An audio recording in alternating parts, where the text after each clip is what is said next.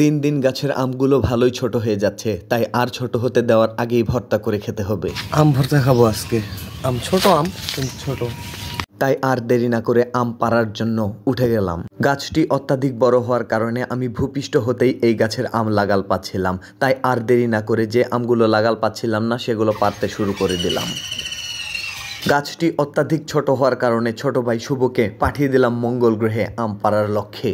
আম পাড়া শেষ হওয়ার সাথে সাথেই আমরা যে কাজটি সর্বপ্রথম করব সেটি হচ্ছে খোসাগুলোকে রেখে আমগুলোকে ছিলে ফেলে দেব।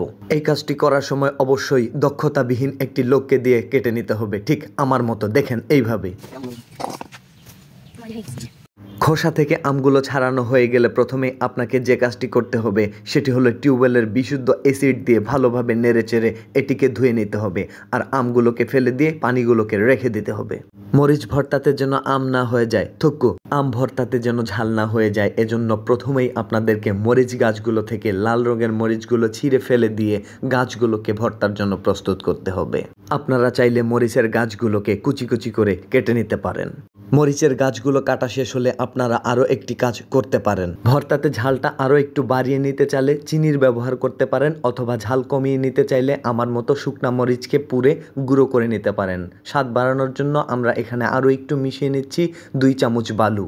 এরপর বালুগুলো আর মরিচগুলো একসাথে গুঁড়ো করে নিয়ে আমরা তৈরি করে ফেললাম একটি বিষাক্ত রেসিপি। এরপর এই মিক্সচারের ভেতরে আমরা ফেলে দেওয়া আমের খোসাগুলোকে দিয়ে দিচ্ছি। স্বাদ বাড়ানোর জন্য আপনারা চাইলে আমের আটিগুলোকে রেখে দিয়ে আমগুলো ভালোভাবে ফেলে দিতে পারেন। আমগুলোকে ফেলে দেওয়া হলে আমের আটিগুলো এই মিক্সচারের মধ্যে ভালোভাবে নেড়ে চেড়ে নিতে হবে। এরপর মোটামুটি প্রস্তুত হয়ে গেল আমের সেই বিষাক্ত রেসিপিটি। এরপর কান দিয়ে আমগুলোকে খাওয়া শুরু করতে পারেন আপনারা।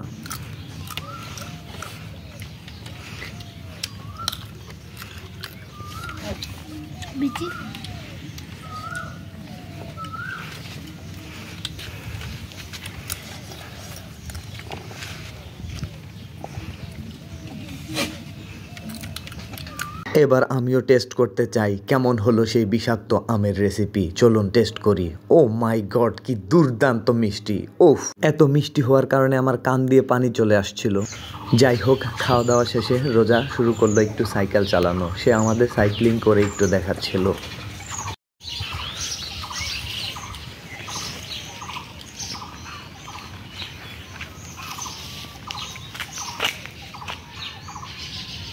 আমের এই দুর্দান্ত রেসিপিটি আপনারা চাইলেও টেস্ট করতে পারেন, তবে আমগুলোকে অবশ্যই ছোট থাকতে হবে। বড় হয়ে গেলে সেগুলো খাওয়ার উপযোগী থাকবে না, কারণ বড় আম খেলে আমি শুনেছি আমেশা হয়ে থাকে।